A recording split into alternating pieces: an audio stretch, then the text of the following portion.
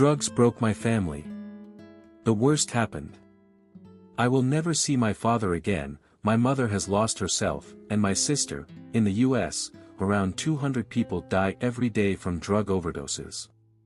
My family became part of that tragic statistic, and this is how it all began. I never thought my family would be one of those horror stories. Everything seemed so normal, like life was just a simple, predictable path we were all meant to follow. But fate had a different plan for us, one of those stories where each step pulls you deeper into a dark hole, and there's no way out. My childhood was simple. We lived in a small town in Ohio with a population of about 15,000 people. This was in the mid-2000s. My dad, Gary, worked in construction. He put in 10-12-hour days but never complained. He was the kind of person who always put his family first. My mom, Lisa, was a nurse, and she always marveled at how my dad could handle such tough shifts. We weren't rich, but we had everything we needed: a stable home, Saturday breakfasts together, fishing trips with dad. I always saw my dad as a symbol of strength and reliability. He could literally and metaphorically lift me up when things got tough. But everything changed in 2013. Dad hurt his back while working on a construction site. It seemed minor at first. But after months of pain that wouldn't go away, the doctors prescribed him painkillers, opioids. I had no idea at the time that those little pills would destroy our lives. At first, everything seemed under control. He took the meds as prescribed, and Mom made sure he didn't take more than necessary. But as time passed, the painkillers stopped working as well as they did at the beginning. Dad became irritable, and every day became a struggle for him. He couldn't sleep at night from the pain, and in the mornings, it was a battle just to get out of bed. One day, I overheard Mom crying in the kitchen. She had no idea what to do anymore. I was 19 then, away at college, and I tried not to come home too often because the atmosphere in the house was unbearable. Dad had stopped working, and all the financial pressure fell on Mom. But that wasn't the only issue. I saw how Dad was getting hooked on those meds, and then he started looking for something stronger. I tried talking to him, tried to make him stop. But every conversation ended with him exploding in anger, and me walking away, hating myself for not being able to fix things. The moment I realized everything had gone wrong was when Dad refused to join us for Christmas. Mom begged him to get up, but he just lay there on the couch, staring at the ceiling. He wasn't with us anymore. The man I had known my whole life was gone. What remained was just a shell of him, full of pain, despair, and addiction. Now, as I write this, I can't help but feel this heavy weight in my chest. My family, my parents, none of it will ever be the same again. And this is only the beginning of the worst chapter in my life. Reddit user comments, silent_sorrow13, I'm so sorry your life went in this direction. My dad also took opioids after surgery, and I watched them slowly destroy him. I hope you found a way to cope with this. Fighting_the_fog, it's so painful to read this because it's almost an exact reflection of my own experience. My mom also started on opioids after an accident. I feel the same pain and hopelessness. Lost_in_circles, thank you for sharing this. I never thought it could happen to my family, but your story made me rethink the problems I've been trying to ignore. The dark truth, this happens in every small town we think of as safe. The opioid crisis hits families hard, and no one is immune. My heart goes out to you and your loved ones. My dad, Gary, got injured in the summer of 2013. He was working on a construction site outside our town, near Lancaster, Ohio. It was one of those jobs where you're on your feet all day, no breaks. That day, the temperature was over 90 F, 32 C, and the pressure at work was relentless. By the end of the shift, Dad slipped, fell from the scaffolding, and hurt his back. At first, it seemed like a regular injury, but after a checkup, we found out it was serious. He was diagnosed with a herniated disc and prescribed strong painkillers, including oxycodone. At first, we were all sure it was just a temporary fix and that he'd be back to work soon. But summer turned into fall, and Dad was still taking the meds. He started missing family dinners, which used to be our Friday tradition. He'd sit in his room, staring at the TV, not responding to our calls to join us. We thought it was just exhaustion or pain, but his irritability became more frequent. He started yelling at Mom over small things, whether it was dinner being late or the TV being too loud. The first time I realized something was really wrong was in December 2013 when I came home for winter break from college. Dad was a completely different person. He didn't laugh or talk to me like he used to. His eyes were empty, and his responses were short.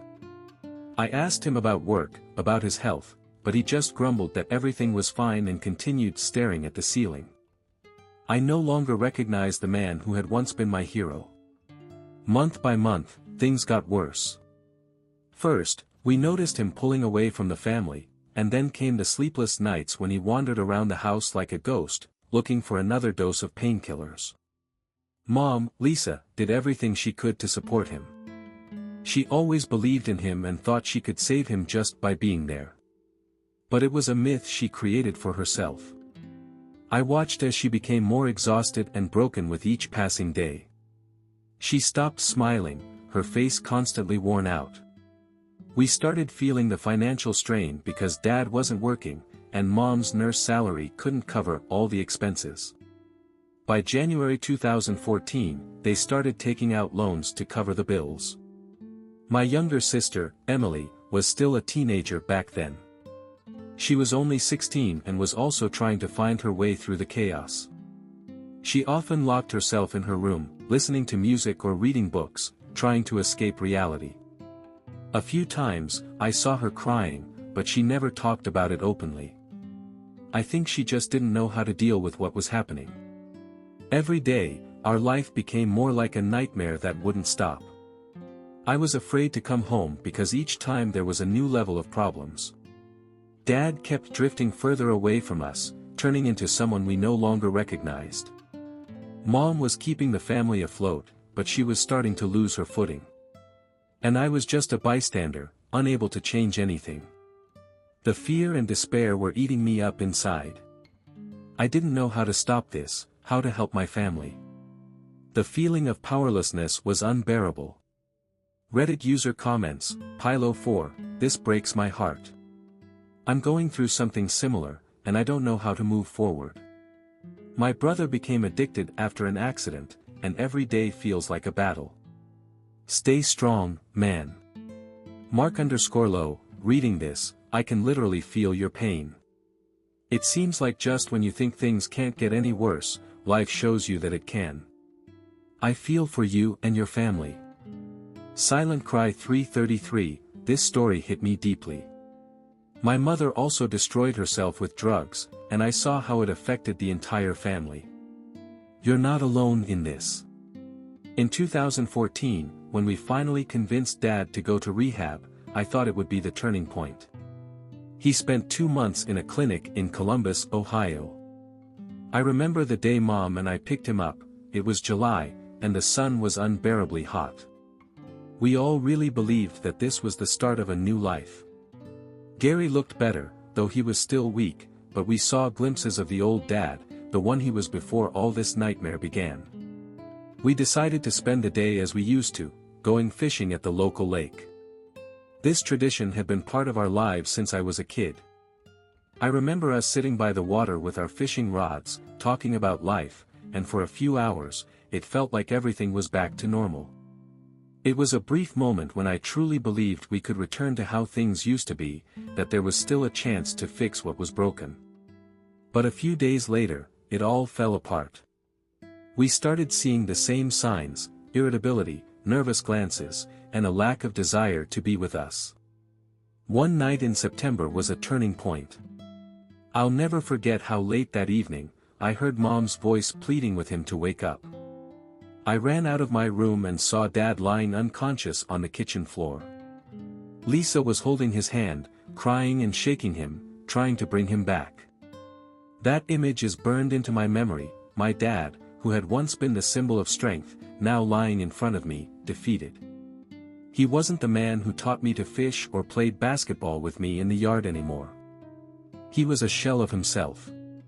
Mom called the ambulance, and they took him back to the hospital. It turned out that this time, it was an overdose, but not from painkillers, it was heroin. That was the moment when I completely lost hope. All our efforts, all the prayers, and attempts to fix the situation were in vain. I watched my father drift further and further away from us, while Mom became more broken with each passing day. Her face, once always smiling and calm, was now constantly tense. She started drinking. At first, it was to calm her nerves, just a little wine in the evening, but then more. Within a few months, alcohol became her only lifeline. I returned to university in October, but I couldn't shake off the guilt. The distance didn't help. Every day, I thought about how I'd left Mom and Emily to deal with everything when they needed me the most. I felt worthless, but at the same time, I couldn't stand being at home anymore. The chaos was eating me up inside. I was terrified that one day I'd come home and find not just my dad but also my mom dead. My sister, Emily, became even more isolated. She barely left her room and hardly spoke to me or Mom. It seemed like she, too, was trying to escape the situation, but by shutting herself off and staying silent. Our house was no longer a home. It had become a place where each of us lived in our own world of pain, fear, and despair. Reddit user comments, "Alone love, this is so hard to read because I see my family in this story. My brother also kept going back to heroin after every rehab.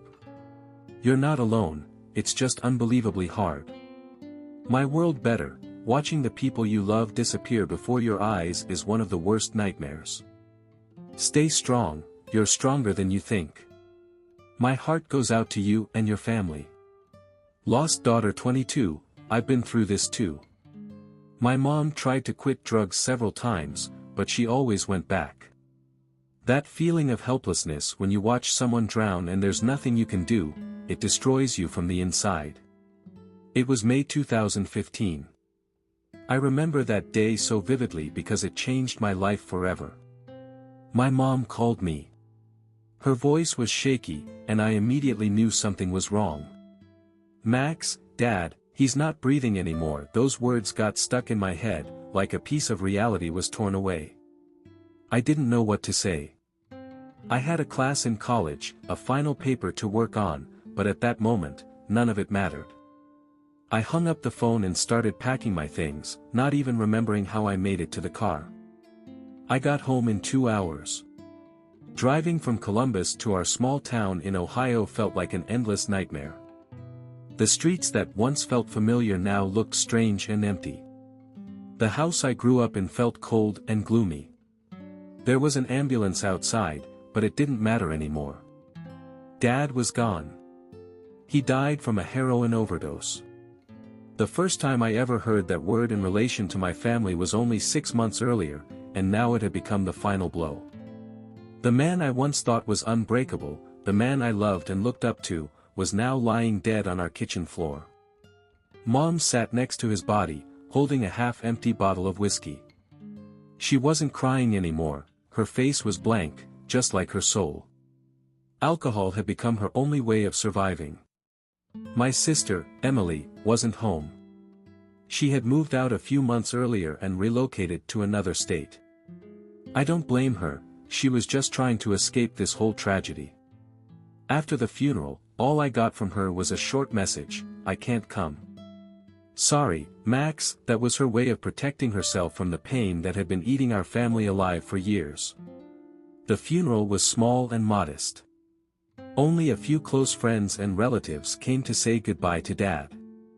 The whole thing felt surreal.